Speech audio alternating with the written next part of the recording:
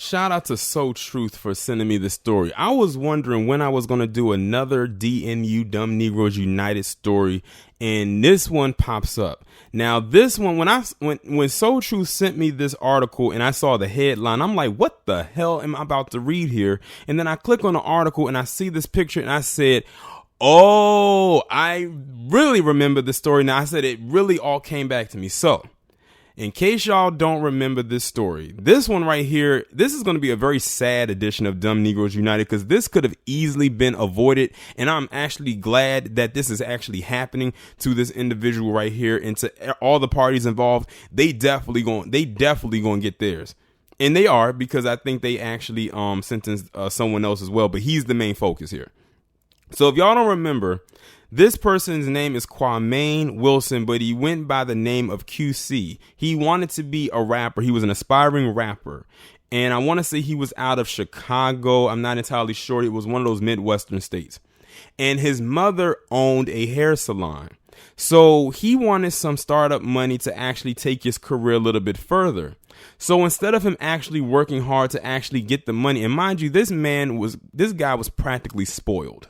Okay, he got everything that he wanted. His mother pretty much took care of him, but it wasn't enough. So what he did was he actually hired his two friends to kill his mother, in which they were successful in doing, to take the money from her to fuel his so-called rap career.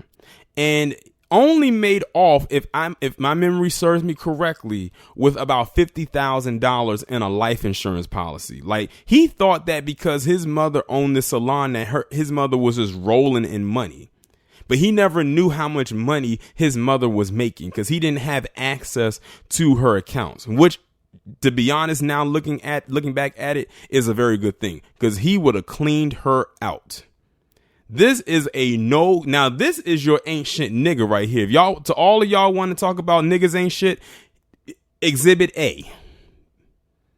Like, now, thinking about this story all over again, it has me on fire because when I first heard about this story, I was pissed. Now, I heard about this story is so old.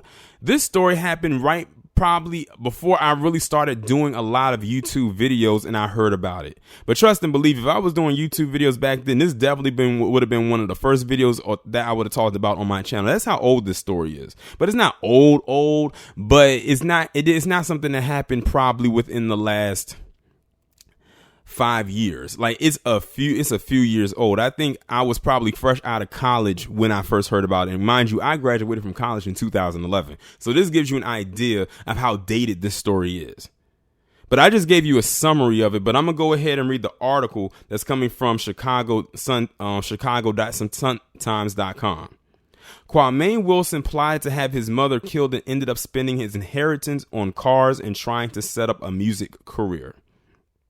Yolanda Holmes doted on her son, Qaw'mane Wilson, an only child she lavished with fancy clothes, jewelry, and a Mustang.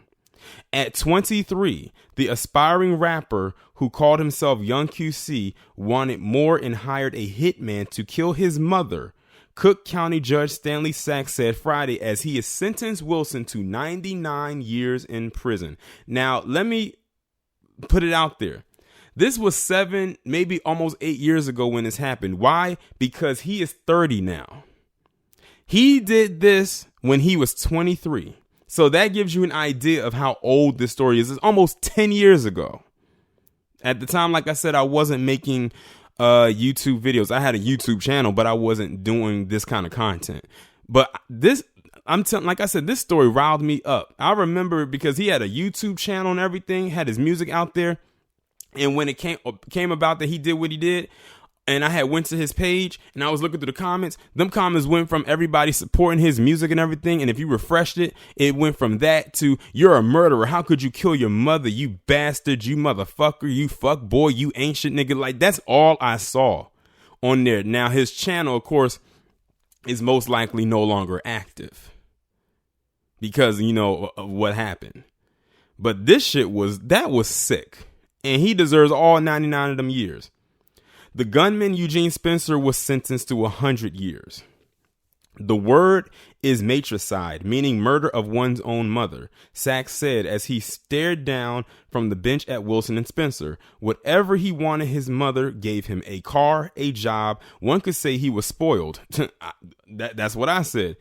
She also gave Qaw'mane life, and it was his choice to take it from her. Spencer rode with Wilson's girlfriend to Holmes' apartment in Uptown in 2012 and shot Holmes as she slept in her bed, then struggled with Holmes' boyfriend, knocking him unconscious. Wilson later collected the money in his mother's bank accounts, and in the months after her death, used the cash to customize the Mustang she had given him. Do y'all hear this right here?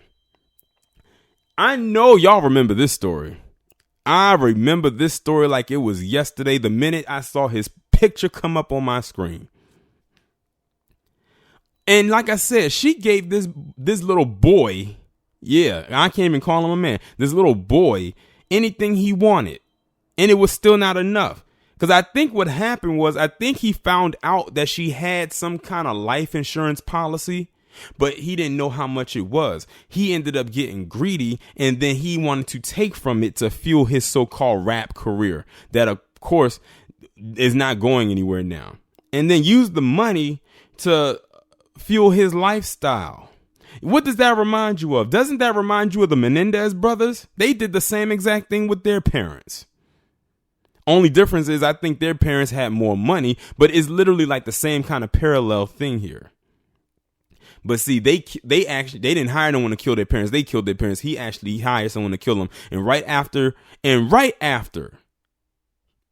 the person he hired to kill his mother, he went right for her purse and cleaned out her damn account.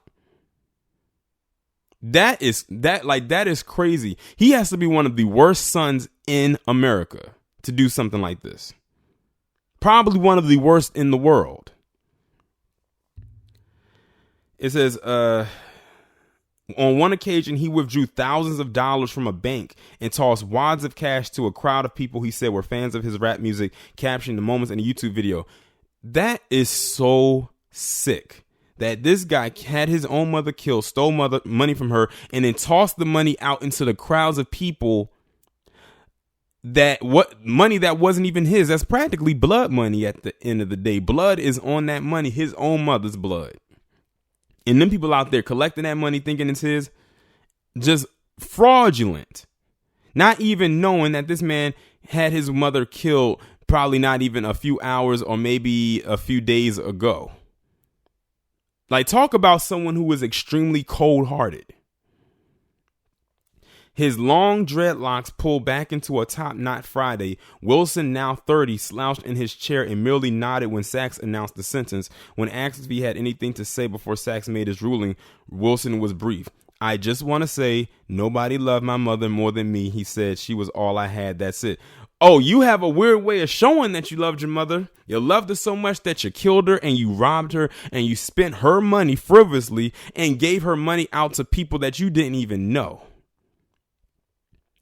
Now, this is a stain on the society, bump just the community, but on society as a whole. Well, he got 99 years to think about what he's done. And I know he ain't going to make it. But he threw his entire life away.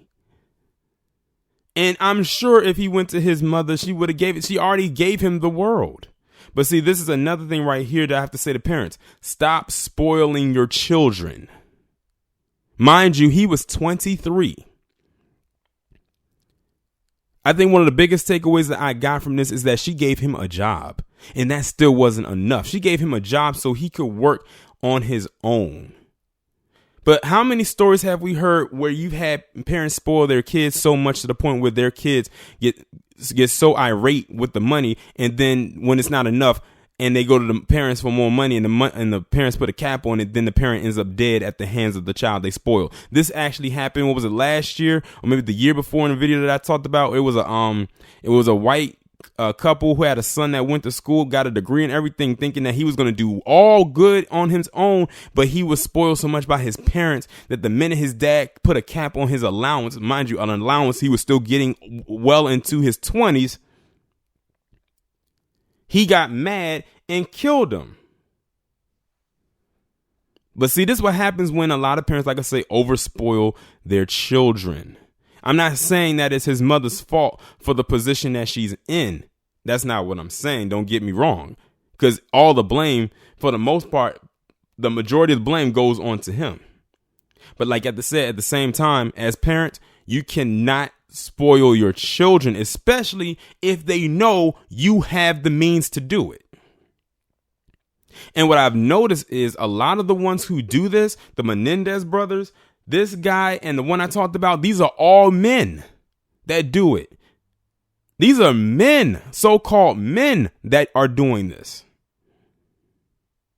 Acting like a bunch of bitches. But this concludes this episode of DNU Dumb Negroes United. I guess you can throw the person who actually did it, who actually pulled the trigger in this as well, because he was dumb as hell to even agree to do something like this. But it's a sad story nonetheless. Y'all let me know what y'all think about this down in the comments. Like, share, subscribe. Make sure that you follow me on Twitter if you haven't done so already. Have your notifications turned on, and I'll talk to you in the next one.